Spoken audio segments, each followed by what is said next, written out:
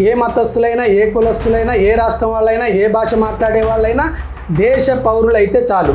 వయసుతో నిమిత్తం లేకుండా ఎవరి పేరుతోటి ఎవరైనా దరఖాస్తు పెట్టి ఏ రాష్ట్ర సమాచారాన్నైనా ఏ రాష్ట్రంలోకైనా పంపించండి అని అడగడానికి అవకాశం ఉందమ్మా ఈ చట్టం ద్వారా. ప్రజలు ఇచ్చిన ప్రతి పైసాకు లెక్క అడిగే హక్కు ఉంది. అవునమ్మా. పిఎం కేర్స్ లాంటి ఫండ్ విషయంలో ఆర్టీఐ యాక్ట్ ప్రకారం ఆ డబ్బులు ఎక్కడ ఖర్చు పెడుతున్నారు అని అడిగితే చెప్పలేదు. ప్రజల కోసం ఉపయోగపడే డబ్బులు ఎన్ని వచ్చినాయి, ఎందుకు ఖర్చు పెట్టారు, ఎన్ని ఖర్చు పెట్టారని అడిగే హక్కు ఉంది. కానీ అధికారం ఉంది కాబట్టి, ప్రతిపక్షం గట్టిగా లేదు కాబట్టి, దాన్ని ఎవరు పట్టించుకునే స్థితి లేదు కాబట్టి ఈ పరిస్థితి ఏర్పడదమ్మా. ఇంత ప్రమాదమైన చట్టం అంటే ఇంత ప్రమాదం అంటే ఇంత ప్రజలకు ప్రయోజనం జరిగే చట్టం రేపు మీ అధికారంలోకి వస్తే మా తాట కూడా వలుస్తారు కాబట్టి దాని గురించి ఎందుకు లేని వదిలేస్తున్నారు. కానీ ఎందుకని క్వశ్చన్ వేస్తే ఎందుకని అంటే ప్రశ్నలకు జవాబు చెప్పబడదు అని తిరస్కరిస్తారు. ప్రజా చైతన్యమే ఏటికైనా పరిష్కారం అమ్మా. ఒకటి ప్రభుత్వం చిత్తశుద్ధితోటన్నా చేయాలి, లేదంటే ప్రజా చైతన్యం చేయాలి. హలో ఫ్రెండ్స్, ఈరోజు మన స్టూడియోలో కోయిని వెంకన్న గారు ఉన్నారు. ఆయన ఖమ్మం నుంచి వచ్చారు, మన ఛానల్కి రెగ్యులర్ ఫాలోయర్ కూడా. ఆయన వచ్చినప్పుడు తప్పకుండా ఆయనతో మాట్లాడాలి, అవన్నీ మీతో పంచుకోవాలని కూడా నేను అనుకున్నాను. ఎందుకంటే వెంకన్న గారు ఒక సామాజిక కార్యకర్త, అంతకంటే ఎక్కువగా ఆర్టీఐ యాక్టివిస్ట్గా చాలా పనిచేస్తున్నారు ఖమ్మంలో. ఆర్టీఐ యాక్టివిజాన్ని అందరూ మర్చిపోతున్న తరుణంలో సిజేఐ గారు ఆర్టీఐ యాక్టివిస్టుల మీద నెగిటివ్ కామెంట్స్ చేసి మళ్ళీ అందరి దృష్టికి తీసుకొచ్చారు. ఈ నేపథ్యంలో అసలు ఈ ఆర్టీఐ చట్టం అవసరం ఏంటి, ఎందుకు వచ్చింది, దీని ద్వారా మనం సాధించగలిగింది ఏంటి, ఇది అసలు నిజంగానే సద్వినియోగం అవుతుందా, దుర్వినియోగం అవుతుందా, ఈ విషయాలన్నీ మనం మాట్లాడుకుందాం. వెంకన్న గారు నమస్తే. సో వెంకన్న గారు, మీరు ఆర్టీఐ కార్యకర్తగా చాలా పేరు మోసిన వాళ్ళు ఖమ్మం జిల్లాలో. అసలు ఈ చట్టం ఎందుకు అవసరం? ఇప్పుడు మొన్న ఆయన ఆర్టీఐ యాక్టివిస్టులు అందరూ బొద్దింకలు, పరాన్న బుక్కులను కూడా అనేశారు మన సిజేఐ గారు. నాకు తెలిసినంత వరకు ఇది one of the most progressive laws in the country. 2005లో వరుసగా వచ్చిన అనేక చట్టాల్లో, ప్రోగ్రెసివ్ చట్టాల్లో, ముఖ్యమైన కంటే కూడా అంటే ప్రజల తరపున తెచ్చిన అతి కొద్ది చట్టాల్లో ఇది కూడా ఒకటి. సో ఎందుకు వచ్చింది చట్టాన్ని తీసుకురావాల్సిన అవసరం ఏంటి? రాజ్యాంగంలోని ఆర్టికల్ 19 ద్వారా ఈ చట్టం వచ్చింది. దీనికోసం మేధావులు, అరుణరాయ్ లాంటి ఐఏఎస్ ఆఫీసర్లు చాలా కష్టపడ్డారు. అంటే ప్రజల నుంచి వివిధ రూపాల్లో వివిధ సమయాల్లో ప్రభుత్వాలకి ఎంత డబ్బులు వస్తున్నాయి, అవి దేనికి వినియోగిస్తున్నారని తెలుసుకునే హక్కు పన్ను కట్టే పౌరుడికి ఉంది కాబట్టి, రాజ్యాంగం అవకాశం ఇచ్చింది కాబట్టి అది తెలుసుకునే అవకాశాన్ని ఈ చట్టం ద్వారా ఇచ్చారు. ఓకే, అంటే ఈ చట్టం రావడానికి దారితీసిన పరిస్థితులు ఏంటి? ఎందుకంటే ఏ చట్టమైనా కూడా ఒక డిమాండ్ లేకుండా రాదు. ఎందుకంటే ప్రభుత్వాలు ఏమి ప్రజల కోసం చట్టాలు చేయవు. అడగ్గా తన్నులు తినగా కొంతమంది జైలుకి వెళ్ళగా వస్తుంది. సో దీనికి అటువంటి నేపథ్యం ఏదైనా ఉందా? రాజస్థాన్లో అక్కడ జరుగుతున్న పనులు, ప్రభుత్వ రికార్డుల్లో ఉన్న పనులు, వాస్తవ పరిస్థితులు చూసిన మేధావులు, ముఖ్యంగా అరుణరాయ్ లాంటి వాళ్ళు కొంతమంది కార్యకర్తల్ని, సామాజిక కార్యకర్తల్ని వెంటబెట్టుకొని ఈ దరఖాస్తులు పెట్టి సమాచారం అడిగారు. అయితే ఇవ్వలేదు. ఇవ్వనప్పుడు ప్రజల డబ్బులు ఎక్కడ ఖర్చు పెడుతున్నారో, ఎంత ఖర్చు అవుతుందో అడిగేదానికి రాజ్యాంగంలో సమాచారాన్ని పొందే హక్కు ఆర్టికల్ 19 ఇచ్చింది కదా అని ఆమె గారు ఏం చేశారంటే దీని మీద చట్టం చేయాల్సిందే, చట్టం చేస్తే తప్ప సమాచారం ఇచ్చే పరిస్థితి లేదని చెప్పి వాళ్ళు పోరాటం చేస్తే అది రాష్ట్ర వ్యాప్తంగా, దేశవ్యాప్తంగా వాళ్ళకి మద్దతు వచ్చిన సందర్భంలో ప్రభుత్వం కూడా దీన్ని గమనించింది. అప్పుడున్న వామపక్షాలు కూడా దీన్ని చేయాలని కోరుకున్నాయి. కాబట్టి యూపీఏలో మన్మోహన్ సింగ్ గవర్నమెంట్లో 2005లో వచ్చిందమ్మా. 2005 అక్టోబర్లో పూర్తి స్థాయి అమల్లోకి వచ్చింది. పూర్తి స్థాయి అని ఎందుకు అంటున్నానంటే అంతకుముందు 100 రోజుల క్రితమే రాష్ట్రపతి ఆమోదం అయింది. కానీ ఎమ్మటే దరఖాస్తులు పెడితే సమాచారం ఉండాలంటే అవన్నీ ఫైళ్ళు ఎక్కడెక్కడ ఉండాలో సెక్షన్ 5 సబ్సెక్షన్ 2 ప్రకారం తయారు చేసి ఉంచండి అని చెప్పారు. కాబట్టి అక్టోబర్ 12న పూర్తి స్థాయి అమల్లోకి వచ్చిందమ్మా. ఓకే, దాదాపుగా 21 సంవత్సరాలు అయింది చట్టం వచ్చి. ఇంకా 5 నెలలు అయితే 21 సంవత్సరాలు అవుతుంది. ఈ చట్టం ఏం సాధించింది దేశంలో? సమాచార హక్కు చట్టంలోనే సెక్షన్ 28లో ఏముందంటే ఈ చట్టంలో ఏమన్నా సవరణలు చేయాలంటే 2 సంవత్సరాల లోపు తెలియజేస్తే తప్ప తర్వాత తెలియజేసినా సవరణలు జరగవని అన్నారు. అప్పటికి ప్రజలే తెలియలేదు. ప్రభుత్వ అధికారులకి, ప్రభుత్వ యంత్రాంగానికి, ప్రజాప్రతినిధులకి, ప్రజాద్రోవులకి ప్రమాదం అర్థం కాలేదు కాబట్టి ఎవరు సవరణలు పంపలే. ఇప్పుడు అది ఉంది. అయితే కేజ్రీవాల్ లాంటి మేధావులు ఎన్నో కుంభకోణాలని, బొగ్గు కుంభకోణాలను వీటికి తీసుకొచ్చారు. ఆ చట్టాన్ని ఉపయోగించే ప్రజల్ని చైతన్యం చేసి ఢిల్లీలో అధికారం రావడానికి ఉపయోగపడ్డదమ్మా. కాబట్టి ఈ ప్రయోజనం జరిగింది. ఆ తర్వాత ప్రజల్లోకి వెళ్ళింది. దాదాపు ఒక 6-7 సంవత్సరాల నుంచి ఎక్కువ మందికి ఇది తెలిసింది, ఇప్పుడు బాగా వినియోగిస్తున్నారు. ఎలాంటి వాటికి ఈ చట్టాన్ని వాడచ్చు? భారతదేశంలో మొత్తం రాష్ట్రంలో ఏ మండలంలో, ఏ నియోజకవర్గంలో, ఏ గ్రామంలో ప్రభుత్వ డబ్బులు ఏ పనికి ఎంత ఖర్చు పెట్టారో అనే అడుగు హక్కు ఈ దేశ ప్రజలందరికీ ఇది అవకాశం వచ్చిందమ్మా. కాబట్టి మా డబ్బులు ఏ కేంద్ర ప్రభుత్వం, రాష్ట్ర ప్రభుత్వం ఎక్కడ ఖర్చు పెడుతున్నారని ఏ రాష్ట్ర ప్రజలు ఏ రాష్ట్ర ప్రభుత్వాన్ని కానీ ఏ కేంద్ర ప్రభుత్వాన్ని కానీ అడిగే గొప్ప అవకాశం ఉంది. అంటే కేంద్ర ప్రభుత్వ చట్టం కాబట్టి చెప్పేది ఏంటంటే, రాష్ట్రాలు కూడా చట్టాలు చేస్తాయి కదమ్మా, ఈ చట్టాలకంటే ఇదే చట్టాన్ని కేంద్ర ప్రభుత్వం చేసినప్పుడు ఆ చట్టం అమల్లోకి వస్తుంది. కానీ కేంద్ర ప్రభుత్వం చేసిన కొన్ని వేల చట్టాల్లో అత్యంత గొప్పది, అత్యంత చిన్నది ఈ చట్టం. ఎందుకు చెప్తున్నానంటే 141 కోట్ల మంది నేరుగా ఏ లాయరు ఎవరు అవసరం లేకుండా ఉపయోగించుకునే చట్టం అమ్మ. ఇక్కడ కొంచెం వివరణ ఎక్కువైనా, ఏ మతస్థులైనా, ఏ కులస్థులైనా, ఏ రాష్ట్రం వాళ్ళైనా, ఏ భాష మాట్లాడే వాళ్ళైనా దేశ పౌరులైతే చాలు, వయసుతో నిమిత్తం లేకుండా, చిన్న పెద్ద లేకుండా ఎవరి పేరుతోటి ఎవరైనా దరఖాస్తు పెట్టి ఏ రాష్ట్ర సమాచారాన్నైనా ఏ రాష్ట్రంలోకైనా పంపించండి అని అడగడానికి అవకాశం ఉందమ్మా ఈ చట్టం ద్వారా. కాబట్టి ఇది ఎంత విస్తృతంగా ప్రజల్లోకి వెళ్ళి సద్వినియోగం చేస్తే అంత అవినీతిని, అక్రమాలను అరకట్టడానికి ఉపయోగపడుతుంది. అదే సందర్భంలో సిన్సియర్గా పనిచేసిన వాళ్ళని చాలామందిని చంపేసి అక్రమ కేసుల్లో పెట్టిన సందర్భం కూడా ఉంది. దేశంలో అతి ఎక్కువగా హత్యలకు గురైన ప్రొఫెషనల్స్లో జర్నలిస్టులు, ఆర్టీఐ యాక్టివిస్టులే ఉన్నారు. ఎందుకంటే వీళ్ళిద్దరే వాస్తవాలను బయటకు తీసుకొచ్చే ప్రయత్నం చేస్తారు కాబట్టి వాళ్ళిద్దరి మీద దాడులు జరుగుతుంటే, ముఖ్యంగా ఆర్టీఐ యాక్టివిస్టుల మీద విపరీతమైన దాడులు జరిగాయి, మనం చూసాము కూడా. అట్లా తీసుకొచ్చినందుకు అయితే మీరు ఒక మాట అన్నారు, ప్రతి పౌరుడికి ఒక హక్కునిచ్చింది ఈ చట్టం అని. కానీ ప్రభుత్వాలు చట్టాలు చేస్తాయి కానీ వాటిని నిజంగా వాడుకుంటే సహించలేవు. బహుశా మొన్న సిజేఐ చేసిన కామెంట్ను కూడా నేను అట్లాగే చూస్తున్నాను. ప్రజలు ఇచ్చిన ప్రతి పైసాకు లెక్క అడిగే హక్కు ఉంది. అవునమ్మా. పిఎం కేర్స్ లాంటి ఫండ్ విషయంలో ఆర్టీఐ యాక్ట్ ప్రకారం ఆ డబ్బులు ఎక్కడ ఖర్చు పెడుతున్నారు అని అడిగితే చెప్పలేదు, కోర్టుకు వెళ్తే కూడా చెప్పలేదు. అది ప్రభుత్వ రహస్యాల కిందకు వస్తుంది అంటున్నారు. ఎంతవరకు వాస్తవం అండి? ఎంతవరకు సరైంది? అది సమాచార హక్కు చట్టంలోనే సెక్షన్ 8 సబ్సెక్షన్ 1 క్లాస్ J ప్రకారం ఈ భారతదేశ భద్రతకి, సార్వభౌమాన్య అధికారానికి, లేకపోతే ప్రభుత్వంలో ఉన్న రహస్యాల్ని, నిఘా సంస్థల యొక్క రహస్యాలను మాత్రమే బయట పెట్టకూడదు. అందులో కూడా కొంత అవినీతి జరిగిందని ఏమన్నా నిరూపించగలిగితే సంబంధిత సమర్థ అధికారి ద్వారా అది కూడా అడగొచ్చు. కానీ ప్రజా అవసరాలకు ఉపయోగించడానికి వీటిని వినియోగించండి అని చెప్పి ప్రధానమంత్రి ఆ స్పెషల్ సంస్థకు పంపిస్తే, పౌరులు కానీ, సంస్థలు కానీ, దాతలు కానీ పంపించినప్పుడు ప్రజల కోసం ఉపయోగపడే డబ్బులు ఎన్ని వచ్చినాయి, దేనికి ఎందుకు ఖర్చు పెట్టారు, ఎన్ని ఖర్చు పెట్టారని అడిగే హక్కు ఉంది. కానీ అధికారం ఉంది కాబట్టి, ప్రతిపక్షం గట్టిగా లేదు కాబట్టి, దాన్ని ఎవరు పట్టించుకునే స్థితి లేదు కాబట్టి ఈ పరిస్థితి ఏర్పడదమ్మా. కానీ ఇంకొక వెనక్కి పోయి చూస్తే, ఏ యూపీఏ ప్రభుత్వం అయితే తీసుకొచ్చిందో అది కూడా అంత పట్టుదలతోటి ఇంత ప్రమాదమైన చట్టం, అంటే ఇంత ప్రమాదం అంటే ఇంత ప్రజలకు ప్రయోజనం జరిగే చట్టం, రేపు మీ అధికారంలోకి వస్తే మా తాట కూడా ఒలుస్తారు కాబట్టి దాని గురించి ఎందుకు లేని వదిలేస్తున్నారు. కానీ దీన్ని ఎవరు ఆటంకపరచడానికి వీల్లేదమ్మా. సమర్థవంతమైన సమాచారక కార్యకర్తలు ఉంటే ఎంతకైనా ఫైట్ చేసే హక్కు దీని మీద ఉంది. సెక్షన్ 21 ప్రకారం ఈ సమాచార హక్కు చట్టాన్ని సద్వినియోగం చేయడానికి ప్రయత్నం చేస్తున్నారని భావిస్తే వీళ్ళ మీద కేసులు పెట్టడానికి, విచారణ చేయడానికి, ఇంట్రాగేషన్ చేయడానికి వీలు లేదని సెక్షన్ 21 చెప్పిందమ్మా. అందుకని అవన్నీ చేయలేరు కాబట్టి డైరెక్ట్ చంపేస్తున్నారు.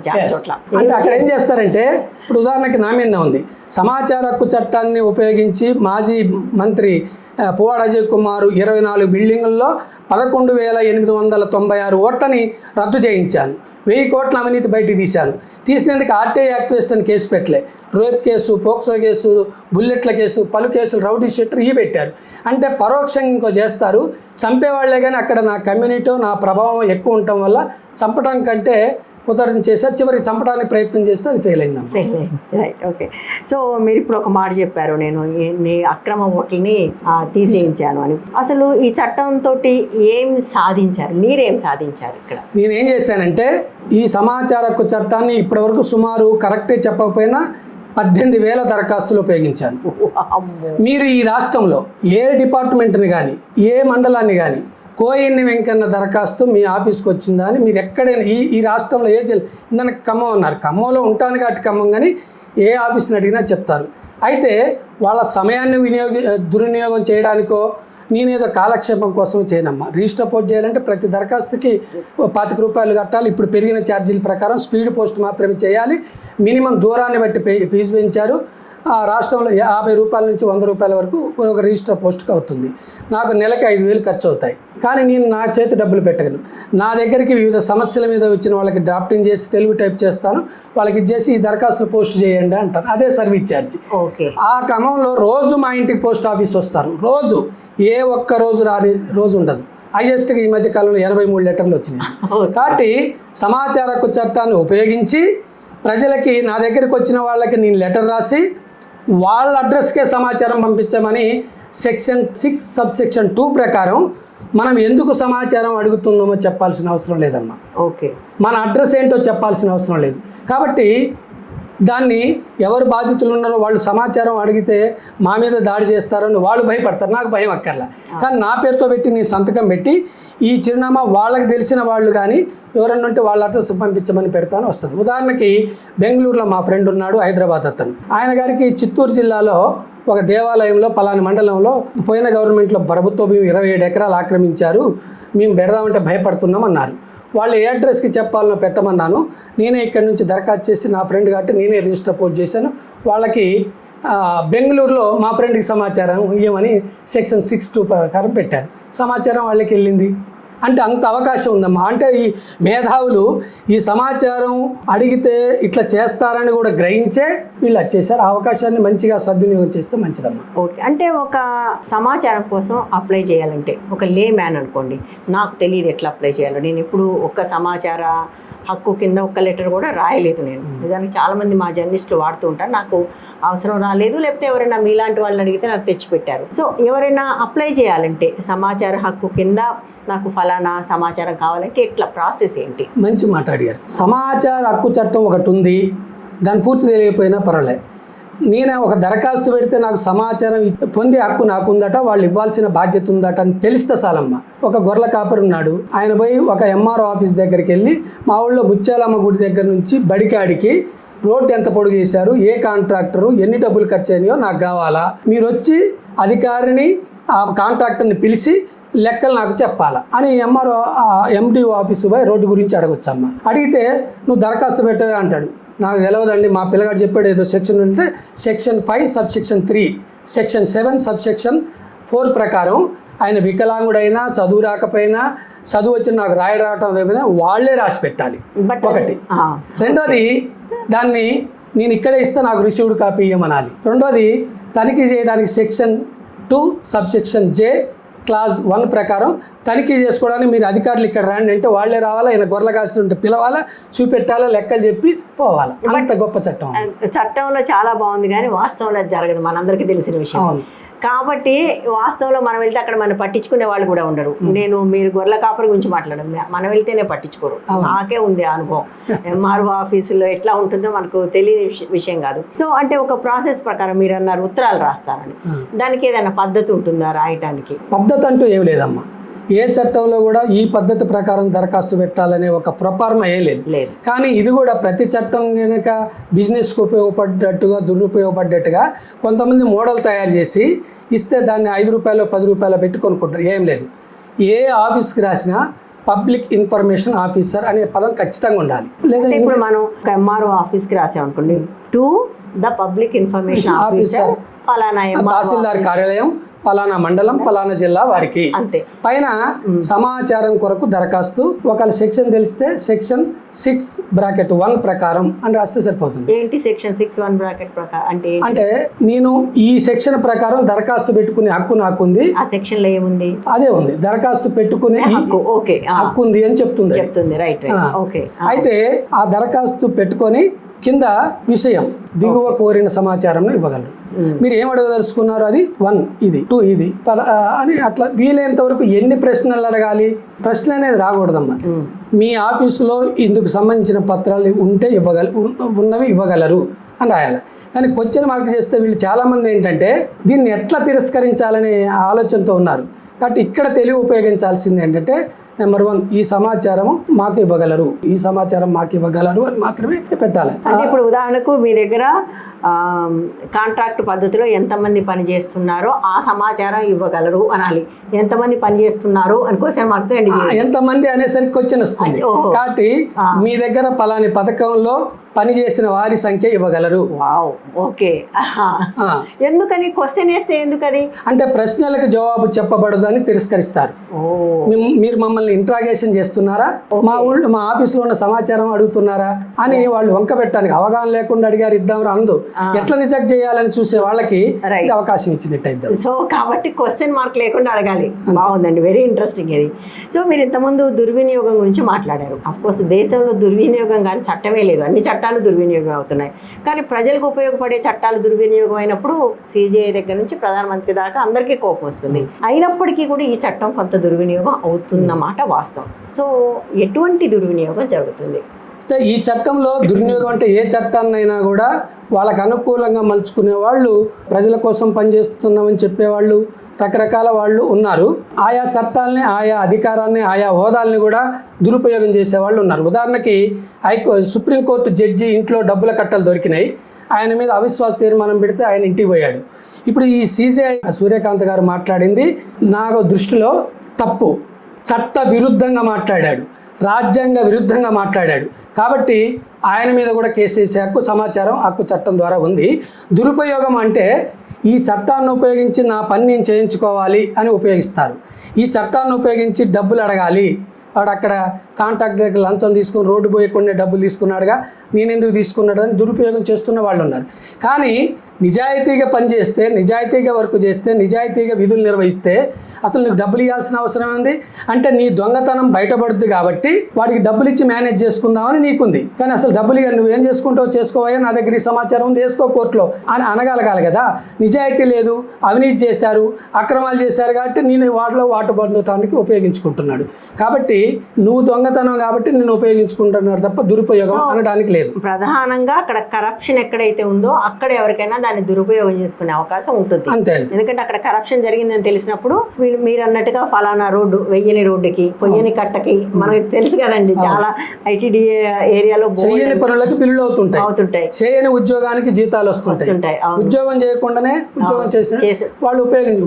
మా మండలంలో కూసుమంచి మండలంలో ఒక ఆర్టీఐ యాక్టివిస్ట్ ఉన్నారు. ఒక టీచరు ప్రభుత్వానికి తెలియజేసి మాత్రం విదేశాలకు వెళ్ళాలమ్మ, తెలియజేయకుండా విదేశాలకు వెళ్ళాడు. అక్కడ పోయినాక వీడియోలు పెట్టాడు వీళ్ళని ఫోకస్ చేయడానికి. పెడితే అతను ఉపయోగించుకున్నాడు, ఏదో చేస్తున్నాడు, నా దగ్గరకు వచ్చాడు, నేను నీకు సహకరించిన ఆయనకి సహకరించిందని చెప్పాను. ఇది ఎంతసేపటికి ప్రభుత్వ సంస్థలకైనా ప్రైవేట్ సంస్థలకు కూడా, ఎందుకంటే ప్రైవేట్ సంస్థలు కూడా ఏదో ఒక సందర్భంలో ప్రభుత్వం కింద నడవాల్సిందే కదా. ప్రైవేటు సంస్థలకు సంబంధించిన సమాచారం కూడా సమాచార హక్కు కింద తీసుకునే అవకాశం ఉందా? ఉందమ్మా. ఎట్లా అంటే మీరు అన్నట్టు ప్రైవేట్ సంస్థలు, ఇప్పుడు ప్రైవేట్ స్కూల్స్ ఉన్నాయి, ప్రైవేట్ హాస్పిటల్స్ ఉన్నాయి. ప్రైవేట్ హాస్పిటల్స్, ప్రైవేట్ స్కూళ్ళు, ప్రైవేటు సంస్థలు, ఇతర సంస్థలే కాకుండా ప్రభుత్వ నిధుల్ని ఎన్జిఓలుగా, నాన్ గవర్నమెంట్ సంస్థలుగా తీసుకొని వాళ్ళు కూడా ప్రజలకు సేవ చేస్తున్నాయి తీసుకుని టోటల్గా ఈ ప్రభుత్వ నిధులతో ఉపయోగించుకునే సంస్థల్ని ఆయా ఏ డిపార్ట్మెంట్కి సంబంధించి వాళ్ళు నిధులు తీసుకొని ఆ సంస్థ నడుపుతున్నారో, వికలాంగులు సాదుతున్నామని, అనాథల్ని సాదుతున్నామని, ఇంకో సర్వీస్ చేస్తున్నామని చేస్తారు. ఆ సంస్థకి ఎన్ని నిధులు ఇచ్చారు, ఎంత ఖర్చు అయింది, వాళ్ళ ద్వారా ఎంత సర్వీస్ ప్రజలకు జరిగిందో వాటి ఆధారాలు ఇవ్వమని చెప్పి ఆయా డిపార్ట్మెంట్కి మనం దరఖాస్తు చేసి తీసుకోవచ్చు. ఒకటి. రెండోది ప్రైవేటు విద్యా సంస్థలు ఉన్నాయి.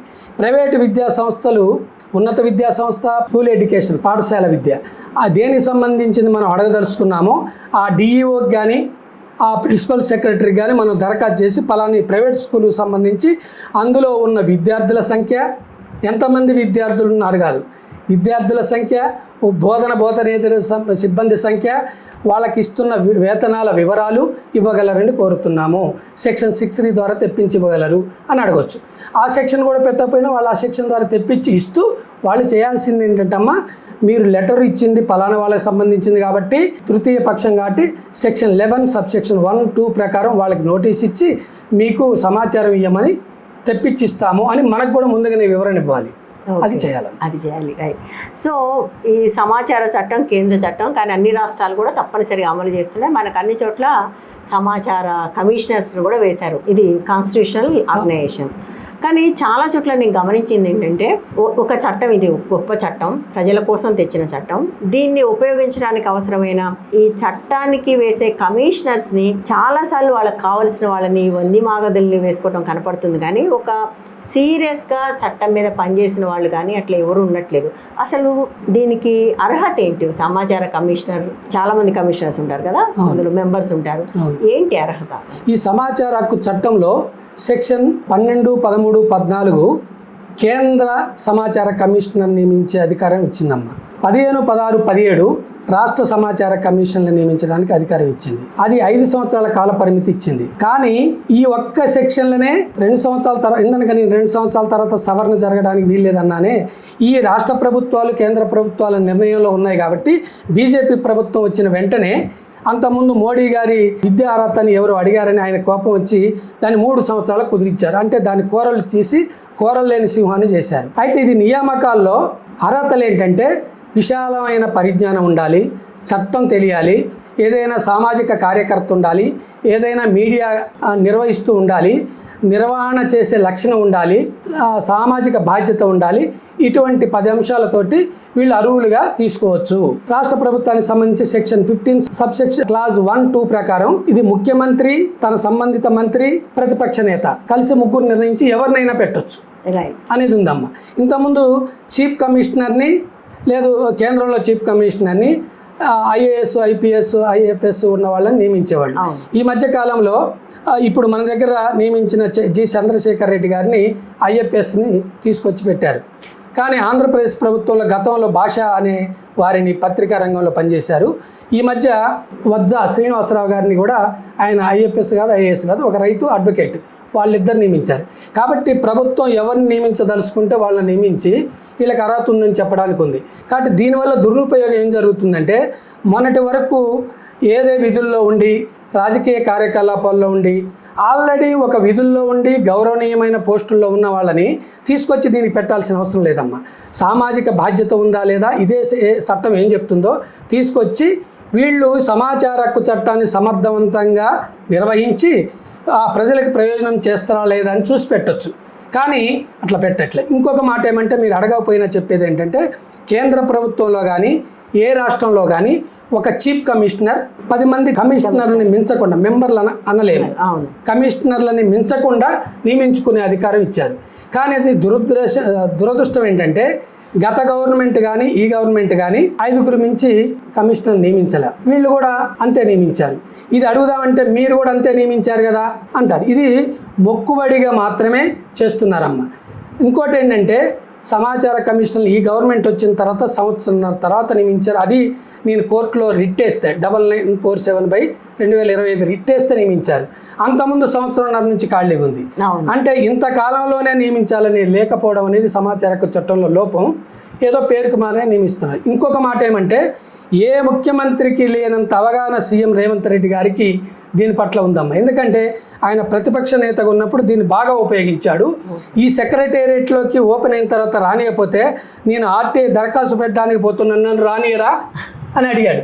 అటువంటి ముఖ్యమంత్రి గారు దీన్ని ఇంకా పకడ్బందీగా నిర్వహిస్తే మంచిది, ఉన్న కమిషనర్ని కూడా నియమిస్తే మంచిది, సమర్థుల్ని నియమిస్తే మంచిది అనేది నేను మీ ద్వారా ప్రభుత్వాన్ని కోరుతున్నాను. సో బేసికల్గా 10 రకాల అర్హతలు అన్నారు, కానీ చెప్పని 11వ అర్హత అధికారానికి దగ్గరగా ఉండటం. అంతే. కానీ అధికారానికి దగ్గరగా ఉంటే మిగిలిన 10లో ఏది ఉన్నా ఏది లేకపోయినా నడిచిపోయే అవకాశం ఉంటుంది. నిజంగా అంటే ఇది ఒకటే కాదండి, ఆల్ కాన్స్టిట్యూషనల్ బాడీస్తో ఇదే సమస్య. మనకు child rights commission, women's commission, అన్నిట్లో కూడా ఇదే పరిస్థితి ఉంది. అంటే నిజంగా ఆ రంగంలో అనుభవం ఉన్న వాళ్ళు, పనిచేసిన వాళ్ళని కాకుండా ఎవరెవరినో తీసుకురావటం, తమ రాజకీయాలకు దగ్గరగా ఉన్న వాళ్ళని, తమ పార్టీ వాళ్ళని మెంబర్స్గా వేయటం అనేది అది కూడా అనివార్యమైనప్పుడే నియమించడం అనివార్యం. మీరు అన్నట్టుగా విమెన్స్ కమిషన్ ఇక్కడ మనకు గత ప్రభుత్వంలో చూస్తే ఎంతకాలం ఖాళీగా ఉందో, అసలు కమిషనర్నే వేయకుండా ఉంచారు. ఇప్పుడు కూడా మళ్ళీ కొంతకాలం దాకా కమిషనర్ మళ్ళీ మొన్ననే వేసినట్టున్నారు. సో ఇది దాదాపుగా అన్ని రాజ్యాంగ సంస్థల్ని, అంటే ప్రజల కోసం తీసుకొచ్చిన ప్రతి చట్టాన్ని మొట్టమొదటి దుర్వినియోగం చేస్తున్నది ప్రభుత్వమే యాక్చువల్గా చెప్పాలంటే. అవును. కానీ ప్రజల దుర్వినియోగం గురించి వాళ్ళు ఎక్కువ మాట్లాడతారు, Yes. వాళ్ళు దుర్వినియోగం చేస్తూ. ఈ చట్టాలని దురుపయోగం చేస్తున్న సీజే లాంటి వాళ్ళు మాట్లాడారు కదా, చట్టాన్ని పకడ్బందీగా అమలు చేయండి, ఖాళీలని భర్తీ చేయండి అని చెప్పి ఇదే సుప్రీంకోర్టు ఫిబ్రవరి 10వ తారీఖున ఏప్రిల్ 28వ తారీఖు కల్లా అన్ని రాష్ట్రాల్లో నియమించాలని ఆఖరి గడువు ఇచ్చింది. 48 మంది ఫిల్ చేశారు. ఏప్రిల్ గడువు అయిపోయింది, ఇప్పటివరకు తెలంగాణలో నియమించలేదమ్మా. కాబట్టి వాళ్ళకి చిత్తశుద్ధి లేదనేది దీన్ని బట్టి అర్థమవుతుంది. అవును. సో అదే సుప్రీంకోర్టు నుంచి నియమించాలి అంటారు, అదే సుప్రీంకోర్టు నుంచి యాక్టివిస్టులు కూడా తిడుతూ ఉంటారు. అది పెద్ద విషాదం. ఈ చట్టాన్ని ఇంకా పకడ్బందీగా జరగాలంటే మీలాంటి యూట్యూబర్స్ కూడా దీన్ని బాగా ఉపయోగించాలమ్మా. మీరు పరిశోధించి మీకున్న నాలెడ్జిని బట్టి నిరంతరం జరుగుతున్న ప్రభుత్వ తప్పిదాలు లేదు ప్రజా ప్రయోజనాలు ఆశించి మీకున్న గత నేపథ్య నాలెడ్జిని ఉపయోగించి శోధించి సాధించి జర్నలిజంగా ఉపయోగిస్తున్నారు. కానీ జర్నలిస్ట్కి సమాచారం, గతంలో జర్నలిజం, ఇప్పుడున్న కొంత మీలాంటి అరుదైన వ్యక్తులు సిన్సియర్గా ఉన్నారు. కానీ ఈ సమాచార హక్కు చట్టాన్ని జర్నలిస్టులు పకడ్బందీగా ఉపయోగించుకుంటే ప్రభుత్వాలు గడగడలాడించేటట్టుగా చేయగలిగే ధైర్యం చేయొచ్చు సిన్సియర్గా ఉంటే. కాబట్టి అది ఉపయోగిస్తే మంచిది అనేది నా అభిప్రాయం. డెఫినెట్గా అండి, జర్నలిస్టులకి నిజానికి చాలా ఉపయోగపడే చట్టం ఇది. మనం ఒకసారి సమాచారం అడిగిన తర్వాత వాళ్ళు సమాచారం ఇవ్వడానికి కాలపరిమితి ఏమైనా ఉంటుంది? కాలపరిమితి 30 రోజుల్లోపు ఇవ్వాలమ్మా. ఈరోజు మనం పోస్ట్ చేస్తే వాళ్ళకి ఎప్పుడు అందుతో అమ్మిన దగ్గర నుంచి లెక్క, లేదు డైరెక్ట్ ఇస్తే వాళ్ళ ఆఫీసులో ఇన్వార్డ్లో ముద్రపడ్డ దగ్గర నుంచి లెక్క, ముద్రపడ్డ దగ్గర నుంచి వాళ్ళ దగ్గర నుంచి బయటికి లెటరు 30 రోజుల లోపల రిలీజ్ కావాలి. అట్లా కానట్లయితే మనం ఏ ఆఫీస్కి అయితే పెట్టామో, ఏ ఆఫీస్ అయినా కానివ్వండి, ఆ ఆఫీసు స్థాయి కంటే పై స్థాయి ఆఫీసు అదే డిపార్ట్మెంట్లో ఎవరిది ఉంటుందో వాళ్ళకి సెక్షన్ 19 సబ్సెక్షన్ 1 కింద 19(1) ప్రకారం అప్పీల్ వేయచ్చు. నేను పలానా తేదీలో దరఖాస్తు చేశాను, కానీ వారు నాకు సమాచారం పలానా తేదీగా ఇవ్వాలి, కాబట్టి ఇవ్వలేదు, మీరు విచారించి నాకు సమాచారం ఇప్పించండి, నా దరఖాస్తుని దీంతో జతపరుస్తున్నానని దాన్ని ప్రూఫ్ పెట్టాలన్న వాళ్ళు 1 రోజుల లోపల విచారించాలి. అప్పటికి కాదనుకోండి, సెక్షన్ 19 సబ్సెక్షన్ 3 ప్రకారం డైరెక్ట్గా సమాచార కమిషన్కి వెళ్ళడమే. రెండో అప్పీల్కి ఇంకెక్కడ ఉండదమ్మా. ఉదాహరణకి మండలంలో ఒక దరఖాస్తు పెట్టారు తహసీల్దార్కి లేదా ఎస్ఐకి పెట్టారు, వాళ్ళ పై స్థాయి సిఐ లేదా తహసీల్దార్ పై స్థాయి ఆర్డీఓ దగ్గర కూడా విచారణ జరిగిన తర్వాత సమాచారం రాకపోతే విచారణకి మనకి దరఖాస్తుదారుడికి నోటీస్ అప్పీల్దారికి పెడతారు. మనం పోయినా పోకపోయినా విచారించాలి, పోతే మంచిది. అయినా అక్కడ జరగలేదనుకోండి, ఆదేశాలు ఇచ్చిన సమాచారం అందలేదనుకోండి, ఇక జిల్లా collector, principal secretary, revenue department, CLA అక్కర్లే, డైరెక్ట్గా కమిషన్కి చేయొచ్చు. లేదు మొదటిసారి అప్పీల్ కూడా చేయకుండానే డైరెక్ట్గా నాకు ఇన్ టైంలో సమాచారం ఇవ్వలేదు కాబట్టి సెక్షన్ 20 సబ్సెక్షన్ 1 సబ్సెక్షన్ 2 ప్రకారం అతన్ని విచారించి జరిమానా వేసి క్రమశిక్షణా చర్యలు తీసుకోమని ఆ సెక్షన్ చెప్తుంది. కాబట్టి సెక్షన్ 18 సబ్సెక్షన్ 1 ప్రకారం డైరెక్ట్గా కంప్లైంట్ చేయొచ్చు. అప్పీల్ వేరు, కంప్లైంట్ వేరు. కంప్లైంట్ చేసి మనం విచారణకు హాజరై వాళ్ళ మీద జరిమానా వేసి క్రమశిక్షణ చర్యలు తీసుకోమని ఆదేశాలు ఇవ్వండి అని చెప్పొచ్చు. అలాంటి సంఘటనలు ఏమైనా ఉన్నాయా సార్? అట్లా జరిగాయి ఎక్కడ? నేను ఎక్కడ అప్పీల్ వేయట్లేదమ్మా, డైరెక్ట్ కంప్లైంట్ వేస్తున్నాను. ఈ కమిషన్లు ఎంపిక కాకముందు వేసినా ఉపయోగం లేదని చెప్పి 2024-25లోనే వీళ్ళు ఎంపిక అయ్యారు. కాబట్టి నేను ఈ దాదాపు సంవత్సరంగా వస్తుంది, ఈ సంవత్సరంలో 396 వేసాను. ఫిబ్రవరి 27వ తారీఖున 59 విచారణలు నా కోసం అయోధ్య రెడ్డి గారి కమిషన్లో విచారణ జరిగి నా కోసమే కమిషన్ నడిచింది. ఇంకోటి, అసలు ఈ కమిషనర్లందరినీ ఎట్లా నియమించారు, ఏ ప్రాతిపదిక నియమించారు, ఏ అర్హతలు ఉంటే నియమించారు, వీళ్ళ మీద వచ్చిన ఫిర్యాదులు ఏంటి, వీళ్ళు పెట్టిన దరఖాస్తులు ఏంటి? సెక్షన్ 6(1) ప్రకారం నేను దరఖాస్తు పెట్టానమ్మా. జిఐడి వాళ్ళు ఇవ్వాల. నేను చీఫ్ సెక్రటరీకి పెట్టాను, వాళ్ళు సెక్షన్ 6(3) ప్రకారం ఈయన అడిగిన సమాచారం ఇవ్వండి అని అంటే ఇవ్వలేదు. సీఎంఓకి పెట్టాను, వాళ్ళు సెక్షన్ 6(3) కింద పంపించారు, ఇవ్వలేదు. హైకోర్టులో రిట్ వేశాను కదా, మీరు ఆదేశాలు ఇచ్చారు కదా, ఏ ఆదేశాలను ఎట్లా పాటించారో ఎట్లా నియమించారో ఇవ్వండి అని హైకోర్టు పెట్టాను, వాళ్ళు రాశారు, ఇవ్వలేదు. సమాచార కమిషన్కే పిఐఓకి రాశాను, వాళ్ళు రాశారు, ఇవ్వలేదు. గవర్నర్ నియమించాడు కదా వీళ్ళని, వాళ్ళకి రాశాను, వాళ్ళు ఇవ్వలేదు. ఇట్లా పలు దఫాలుగా నేను పెట్టిన దరఖాస్తులు పలు యాంగిల్స్ మార్చిపెట్టి 63 పోయినాయి అమ్మ. చివరికి ఇదే చీఫ్ కమిషనర్ గారు వాళ్ళ పిఆర్ఓకి పబ్లిక్ రిలేషన్ ఆఫీసర్కి రాసి శ్రీనివాసరెడ్డి గారు నాకు 5 సార్లు ఫోన్ చేశారు, ఎట్లన్నా రండి, 63 దరఖాస్తులు పదే పెట్టారు, అన్నీ ఒకే అంశాలు, మీకు ఇబ్బంది లేకుండా ఉంటే విచారిస్తామని చెప్పి రమ్మన్నారు. నేను ఫిబ్రవరి 27కి నాకు ఎట్లాగో 59 వాయిదాలు ఉన్నాయి, వస్తాను, ఆ రోజే మాట్లాడుతున్నాను, నేను స్పెషల్గా రాలేను, నా దగ్గర డబ్బులు లేవని చెప్తే అయితే కారు పంపిస్తాను, కారు గీరు వద్దని చెప్పే. ఆ రోజు హాజరై ఇది చూసుకున్న తర్వాత సెక్రటేరియట్కి ఏదో సమాచారం పోయి అక్కడ పోయి విచారిస్తే వాటి 10కి కుదించమన్నారు.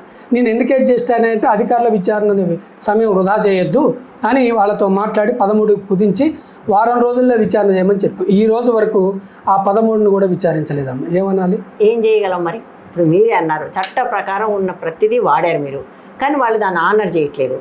చేయకపోతే ఏంటి ఏం చేయొచ్చు అంటే మనం కూడా వెళ్ళారు, మీరు హైకోర్టుకు కూడా వెళ్ళారు, ఏం జరగలేదు. దీని మీద కూడా రిట్ వేయాలి.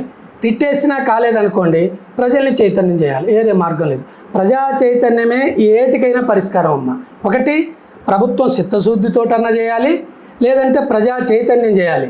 మనలాంటి వాళ్ళని ప్రజల్ని చైతన్యం చేయటం, ప్రజలకి అవేర్నెస్ కల్పించటం, వాళ్ళు ఇది మా చట్టం అనుకొని చేయటం క్రమంగా పెరగడం తప్ప. అదే సార్ విషాదం. ఇప్పుడు ప్రజా ఉద్యమాల వల్ల చట్టాలు వచ్చాయి, చట్టాన్ని సరిగా అమలు చేయని మళ్ళీ ఉద్యమించాల్సిన పరిస్థితి రావడం అది చాలా అన్యాయం కదా. ఇప్పుడు అలా చేస్తున్నారు అని ఇప్పుడు మీరే అన్నారు, నేను ఫలానా అంశం మీద 63 అప్లికేషన్లు వేసానని. జడ్జీలు ఏమంటున్నారు, ఇది న్యూసెన్స్ అంటున్నారు. మొదటి అప్లికేషన్కి ఆన్సర్ ఇచ్చుంటే ఇది ఇంత దూరం రాదు కదా. ఒకవేళ న్యూసెన్స్ అని నన్ను కోర్టు హెచ్చరించినా నేను మళ్ళీ అదే ప్రయత్నం చేస్తాను. సందర్భం వచ్చింది కాబట్టి చెప్తున్నాను. నేను హైకోర్టులోనే ఈ సమాచారం అడిగినప్పుడు నన్ను విచారణకు రమ్మన్నారు. నేను ఆ రోజు దసరా జోరు వర్షాలు వస్తున్నాయి, మూసీ నది పూసిపారుతుంది, బస్సులు బంద్ అయినా టైంకి వెళ్ళాలని వెళ్ళాను. నేను అక్కడికి వెళ్ళేసరికి అక్కడ అడ్మినిస్ట్రేషన్ ఆఫీస్లో హైకోర్టులో 4th ఫ్లోర్లో అన్ని ఆఫీసుల్లో గుమ్మడికాయలు పగలగొట్టి దండలేసి కొబ్బరికాయలు పగలగొట్టి ఇవన్నీ చేస్తున్నారు. ఇది గవర్నమెంట్ హైకోర్టు ప్రభుత్వ కార్యాలయాలు కదా, వ్యక్తిగత పూజలు ఇక్కడ చేస్తున్నారేంటి అని నేను చిన్న వీడియో తీశాను. వెంటనే పోలీస్కి ఇన్ఫర్మేషన్ ఇచ్చారు, పోలీసులు అందరూ వచ్చారు, రా అన్నారు. AK-47 BK-47 పట్టుకొని వాళ్ళేడో అఘాయిత్యం బాంబులు వేయడానికి వచ్చారా అన్నట్టు వచ్చారు. వచ్చిన తర్వాత ఓహో అరెస్ట్ చేస్తారా, చేయండి, కోర్టులో విచారణ చూసుకుంటానని ధైర్యంగా మాట్లాడిన తర్వాత నీకేం కావాలో చెప్పరా, నన్ను రమ్మన్నారు, నేను వచ్చానని ఇన్ఫర్మేషన్ ఇచ్చాను, 2 గంటలు వెయిట్ చేశారు, నన్ను విచారణకు పిలవరే అనగానే ఆ విచారణ అధికారి అప్పిలేట్ అధికారి ఏదో మొక్కుబడి చేయాలని పిలిచి ఓకే హాజరయ్యాగా సమాచారం ఇస్తానులే వెళ్ళన్నాడు. అంతే ఏకవాక్యంలో 6 నిమిషాలు పంపించాడు.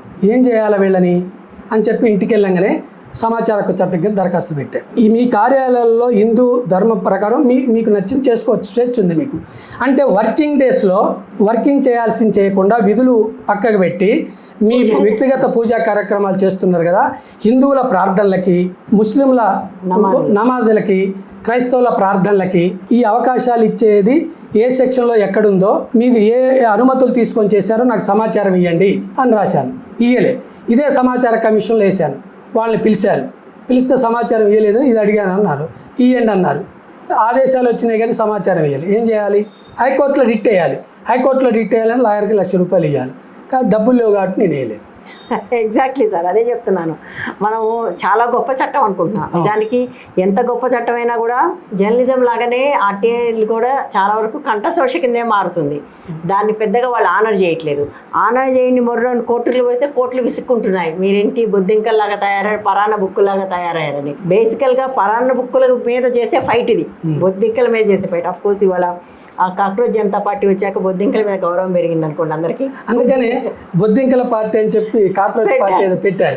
మేము కాక్రోచ్లమే కానీ ఏంటి అన్నారు. అంటే నిన్న ఒక చర్చ జరిగిందమ్మా. మేము కల్వకుర్తి వెళ్ళాం. అక్కడ మేధావి అక్కడికి వచ్చారు. చాలా ఇంగ్లీష్లో మాట్లాడి, నాకు ఇంగ్లీష్ రాదు, ఏదేదో మాట్లాడిన తర్వాత ఆయన అంటూ మీరేం చేస్తారండి అని నేను అడిగా. అయితే మీరేం చేస్తారండి? నేనేం చేయనండి, ఖాళీగా ఉండను, ఏమీ చేయనని చెప్పాను. ఏదో కంపెనీ పెట్టాము, పోయిన సంవత్సరం 400 మంది, అంతకుముందు 5 సంవత్సరాల క్రితం ఉన్నారు, క్రమంగా తగ్గారు. ఇప్పుడు అదే పని 16 మందితో చేయిస్తున్నా ఉన్నారు. మిగతా వాళ్ళు ఏం చేస్తారంటే ఉద్యోగాలు పోయినాయి అన్నాడు. ఏంటి ప్రభావం అన్న? ఏఐ ప్రభావం అన్నాడు. అంటే నిరుద్యోగులు పెరుగుతున్నారు, ఏఐ టెక్నాలజీని మనం ఆహ్వానించాల్సిందే. రేపు DeepSeek కూడా వస్తుంది. అంటే ఈ నిరుద్యోగులంతా మీరు నేను ఒక ఎగ్జామ్ రాశాం, 1 మార్కు తేడాతోటి మీకు ఉద్యోగం వచ్చింది, నాకు రాలేదు. కానీ నేను ఉద్యోగం ఉంటేనే ఉపాధి ఉంటుంది, నా నాలెడ్జ్ శక్తియుక్తులు ఉపయోగపడతాయి, ఇప్పుడు నేనేం చేయాలి అంటే ఏం చేయాలో నాకు తెలియట్లేదండి అన్నాడు. అంటే చదువుకున్న మేధావులు నిరుద్యోగులకి ఏం చేయాలనో, వాళ్ళ యొక్క బతుకు తెరువు ఏంటో, ఈ వస్తున్న సాంకేతికత, యాంత్రీకరణ, ఇవన్నీ ప్రజలకు ఎట్లా ఉపయోగపడాలి, అవసరమైతే పని దినాలు తగ్గించి వారంలో ఒక గంట పనే చెప్పండి, అంతే తప్ప వాళ్ళకి చేసిన వాళ్ళకి 7 గంటలు ఉంటుంది, 8 గంటలు, వీళ్ళకి అసలు ఉండదు, వాళ్ళకి ఉపాధి ఉంటుంది, వీళ్ళకి రాదు. ఇదే తిరుగుబాటు దారి తీస్తుంది. కాబట్టి ఏం చేయాలో మీరు చెప్పండి, తర్వాత మేము ఆచరిస్తామని చెప్పారు. డెఫినెట్గా సార్, దేశంలో విపరీతంగా నిరుద్యోగం పెరుగుతుంది. నిరుద్యోగం పెరుగుతుంటే వాళ్ళకి ఉద్యోగాలు ఇవ్వాల్సిన వాళ్ళని ఒక్క మాట కూడా అనకుండా మీరు పని పాట లేకుండా ఉన్నారని తిట్టడం అనేది చాలా అన్యాయం. అదే ఇప్పుడు కూడా సీజేఐ తిట్టడం, సీజేఐ గారు పరాణ బుక్కులను మేము పరాణ బుక్కులమే ఏం చేస్తావు చేయండి అంటే ఎంత అవమానం అమ్మా. ఆయన అన్నదే మాట నిజమైతే, పత్రికల్లో వచ్చిందే నిజమైతే, ప్రజలు యూత్ తిరగబడుతున్నదే నిజమైతే ఆయన క్షమాపణ రిజైన్ చేయాలి, కానీ చేయరు. అదంతా మనం ఆశించలేమండి. అయితే మీరు అన్నట్టుగా ఏంటంటే ఇవన్నిటి వల్ల ఆర్టీఐ కానివ్వండి, సమాచార హక్కు కార్యకర్తలు కానివ్వండి, జర్నలిస్టులు కానివ్వండి, మనం గెలుస్తామని కాదు, వీటిని ప్రశ్నించే వాళ్ళు ఒకళ్ళు ఉన్నారని గుర్తు చేయడం కోసం మాత్రమే. అంతే కదా. ఇంకొక మాట అమ్మా, ఇక్కడ ఫీజు విషయం ఉంది. జీవో నెంబర్ 454 డేటెడ్ 13/10/2005లో మిన్నీ మధ్య జీవో ఇచ్చిందమ్మా. అంటే ఈ సమాచార హక్కు చట్టానికి దరఖాస్తు ఫీజు ఎంత ఉండాలి, మిగతా వచ్చే పత్రాలకు ఎంత ఇవ్వాలనేది ఆయా రాష్ట్రాలకు వదిలేశారు. మన రాష్ట్రంలో 2005లోనే రూల్స్ రూపొందించారు. ఆ జీవో నెంబర్ 454 ప్రకారం గ్రామ స్థాయిలో అసలు రుసుము లేదమ్మా, అసలు ఎటువంటి రుసుము లేదు. ఉత్తరం ఇస్తే చాలు, అంతే, ఉత్తరం ఇస్తే చాలు. కానీ మీరు 5 రూపాయలు పెట్టలేదు అంటారు, వాళ్ళకి అవగాహన లేక. రెండోది మండల స్థాయిలో ఏ డిపార్ట్మెంట్ కానీ 5 రూపాయల కోర్టు ఫీజు కానీ, డైరెక్ట్ 5 రూపాయలు కానీ, డీడీ కానీ ఏదైనా ఇవ్వచ్చు, ఏ రూపంలోనైనా విలువైంది ఇవ్వచ్చు. అట్లాగే జిల్లా స్థాయి, రాష్ట్ర స్థాయికి 10 రూపాయలు పెట్టచ్చు. ఇక్కడ ఇంకొక అంశం ఏంటంటే కేంద్ర ప్రభుత్వానికి సంబంధించిన టెలికాం రంగం, రైల్వే రంగం, ఇటువంటి వాటికి వాళ్ళు ఏంటంటే వాళ్ళు డ్రా చేసుకోవడానికి ఇండియన్ పోస్టల్ ఆర్డర్ IPO పెట్టమంటున్నారు. వాళ్ళకు కూడా ఇది పెట్టొచ్చు, కోర్టు ఫీ స్టాంప్ ఉపయోగపడి వాళ్ళతో ఇబ్బంది ఎందుకు అనుకొని ముందుగానే పోస్ట్ ఆఫీసులో దొరికే IPOని తీసుకొని 10 రూపాయలు వాళ్ళకి పెడితే సరిపోతుంది. కాబట్టి అదొక్కటి అర్థం చేసుకోవాల్సిందిగా వాళ్ళ కేంద్ర సంస్థలకు ఉత్తరం రాసినప్పుడు సమాచారం కోసం 10 రూపాయలు IPO పెట్టాలి, రాష్ట్రం అయితే 5 రూపాయలు. అట్లా కదా. గ్రామ స్థాయి ఏదైనా ఏ డిపార్ట్మెంట్ అయినా గ్రామ స్థాయికి 0, మండల స్థాయికి 5 రూపాయలు, ఆ పైన రాష్ట్ర స్థాయి వరకు కూడా 10 రూపాయలు మాత్రమే. అవి కేంద్ర ప్రభుత్వ రంగానికి సంబంధించి అయితే వాళ్ళు వివిధ రకాలుగా అది కాదు ఇది పెట్టని చాలా, ఇప్పుడు హెవీ వాటర్ ప్లాంట్కి రాసాం, వాళ్ళు ఏంటంటే ఇది టెలికాం రంగం కేంద్ర ప్రభుత్వాన్ని కాబట్టి ఈ రాష్ట్ర ప్రభుత్వ కోర్టు ఫీజులు మేము ఉపయోగించుకోలేం కాబట్టి మీరు IPO మాత్రం ఇండియన్ పోస్టల్ ఆర్డర్ 10 రూపాయలది మాత్రమే మాకు పెట్టండి అని రిటర్న్ రాస్తున్నారు. ఇక్కడ దురదృష్టం ఏంటంటే వాళ్ళు మనకి ఈ విషయాన్ని తెలియజేయడానికి 25 రూపాయలు 50 రూపాయలు పెట్టి రిజిస్టర్ పోస్ట్ ద్వారా మనకి తెలియజేస్తున్నారు. అది వాళ్ళు అర్థం చేసుకుంటే సరిపోద్ది కదమ్మా. కాబట్టి మళ్ళీ మనం ఓకే మీరు అర్థం చేసుకోలేదు, మేము IPO ఇంత పెడుతున్నాను, మళ్ళీ మనం 50 రూపాయలు ఖర్చు పెట్టి రాస్తున్నాం. మీరు ఒక 50 రూపాయలు పెట్టి దానికి 10 రూపాయలు కూడా పెట్టి పంపిస్తే వాళ్ళు ఒక 50 రూపాయలు ఖర్చు పెట్టి ఇది మాకు కుదరదు మీరు IPOని పెట్టాలని మీకు పంపిస్తే మళ్ళీ మీరు 10 రూపాయలు పెట్టుకుని ఇంకో 50 రూపాయలు పెట్టి పంపించాలి. అంటే ఇది ప్రాసెస్ని మిస్యూజ్ చేయడం సార్.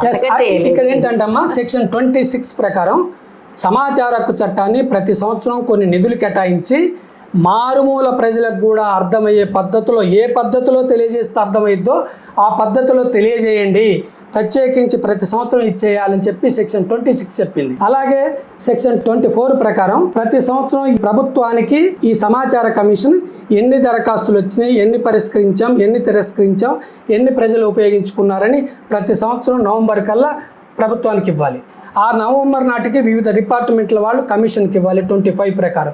ఏది అమలు జరగదు, ఏది ప్రజలకు తెలియదు, ఏదో తానే అన్న తందానా అన్నట్టు ఉంటుంది. కాబట్టి నిజంగా ప్రభుత్వాలు అవినీతిని అక్రమాలని అదుపు చేయాలంటే ఈ మధ్య కాలంలో ACBని కొంచెం డెవలప్ చేశారు, అట్లా దీన్ని బాగా చేస్తే మంచిది. ఇంకొక మాట ఏంటంటమ్మా, సమాచార హక్కు చట్టం ఎంత గొప్పది అంటే ఈ తెలంగాణ రాష్ట్రం ఏర్పడ్డ తర్వాత వచ్చిన కేసీఆర్ ప్రభుత్వం 2014లో ఏర్పడిన తర్వాత అప్పటికే ఉన్న కమిషనర్లు విభజించబడ్డ వాళ్ళు ఇటు వచ్చారు తప్ప 2019 వరకు సమాచార కమిషన్ కానీ HRC కానీ లోకాయుక్త కానీ ఏర్పరచలేదు. నేను RTI ద్వారా అసలు ఈ 3 సంస్థల్లో ఎంతమంది ఉద్యోగస్తులు పనిచేస్తున్నారు, ఎంత వాళ్ళకి నెలవారీ జీతం ఇస్తున్నారు, ఎంత ఖర్చు పెడుతున్నది మొత్తం సమాచారం తీసుకున్నానమ్మా. తీసుకొని వాటిని క్రోడీకరించి ఇంత నెలకు ప్రతి నెల ఇంత దుర్వినియోగం అవుతుంది, వాళ్ళకి పని అధికారులకు కూడా పని భారమైన వ్యక్తి చెందుతారు, పని లేకపోయినా ఉపయోగం లేదు. కాబట్టి ఈ సమాచారాన్ని అంతా కూడా కౌటూరు వినయ్ కుమార్ గారి దగ్గరికి వెళ్ళి మీ ద్వారా చేయాలంటే నేను సీనియర్ అడ్వకేట్ వెంకనండి వాళ్ళ జూనియర్ కృతి అనే పాప ద్వారా ఆమె అడ్వకేట్ ఢిల్లీలో వచ్చింది. వేస్తే నా ఫిల్ నెంబర్ 209/2019 19 సమాచారం మొత్తం ఇచ్చాను కాబట్టి వేసిన రోజే చీఫ్ జస్టిస్ దగ్గర నెంబర్ అయింది. వేస్తే దాన్ని విచారించి 5 సార్లు విచారించి డిసెంబరు 29, 2019 నాటికి విచారణ మీరు నియమించకపోతే నా దగ్గర హాజరు కావాలని ఆయన ఆదేశాలు ఇచ్చారు. వెంటనే అందరిని నియమించారు. లోకాయుక్తలో ఇద్దరిని సివి రాములు గారిను నిరంజన్ సాధారణ గారిని నియమించారు. సమాచార కమిషన్లో 5గురిని, హెచ్ఆర్సీలో 3 నియమించారు. చంద్రయ్య గారు మొన్నగా చనిపోయారు, వాళ్ళందరూ నియమించారు. అక్కడ నేను 819 కేసులు వేసి ఒక ఆర్టీఐ ద్వారా ఖమ్మంలో అవినీతి జరిగితే గుట్టల మట్టి మీద నేను సమాచార కమిషన్లో వేసి ఫిబ్రవరి 22వ తారీఖు కేసు నెంబర్ 901/2020 వేసి 16 కోట్లు ఫైన్ వేయించానమ్మా ఈ మంత్రి మీద. సమాచార హక్కు చట్టం గొప్పతనం అది. ఇవన్నీ కూడా ఈ వ్యవస్థలన్నీ కూడా ఒక రకంగా వాచ్ డాగ్స్ లాగా. అవునండి, జర్నలిజం అయినా ఆర్టీఐ అయినా ఇవన్నీ వాచ్ డాగ్స్ లాగా. బట్ న్యాచురల్గానే ఎవరన్నా వాచ్ డాగ్ లాగా ఉంటే పవర్లో ఉన్న వాళ్ళకి నచ్చదు కాబట్టి ఇటువంటివి చేస్తూనే ఉంటారు. బట్ మీకు మాకు తప్పదు, ఇది మనం ఏం చేసినా మనం ఇది కొనసాగిస్తాం. So thank you for doing this అండి. మీరు ఈ పని చేస్తున్నందుకు చాలా చాలా ధన్యవాదాలు. సో విన్నారు కదా, ఆర్టీఐ అనేది కూడా ఒక పదునైన చట్టం. ప్రభుత్వం దాన్ని పదును తీసేయాలనే ప్రయత్నం చేస్తూనే ఉంటుంది. మనం వాడటం ద్వారా దాని పదును పెంచుతూ ఉంటాము. సో అట్లా మీరు కూడా పెంచుకోవాలి. మీకు ఏమైనా సలహాలు అవసరమైతే వెంకన్న గారు ఉన్నారు, మీరు కాంటాక్ట్ చేస్తే మేము ఆయన నెంబర్ కూడా ఇస్తాము. మీకు ఏదైనా సమాచారం కావాలనుకుంటే అగైన్ దుర్వినియోగం చేయడం కోసం మాత్రమైతే ప్లీజ్, బ్లాక్మెయిలింగ్ కోసం, దుర్వినియోగం కోసం కాదు, నిజంగా సమస్యలు పరిష్కరించుకోవటం కోసం దీన్ని వాడుకుందాం. థ్యాంక్ యూ అండి. ఈ ఛానల్లో కంటెంట్ నచ్చితే సపోర్ట్ చేయండి. ఛానల్ నడవడానికి మీ సపోర్ట్ చాలా అవసరం.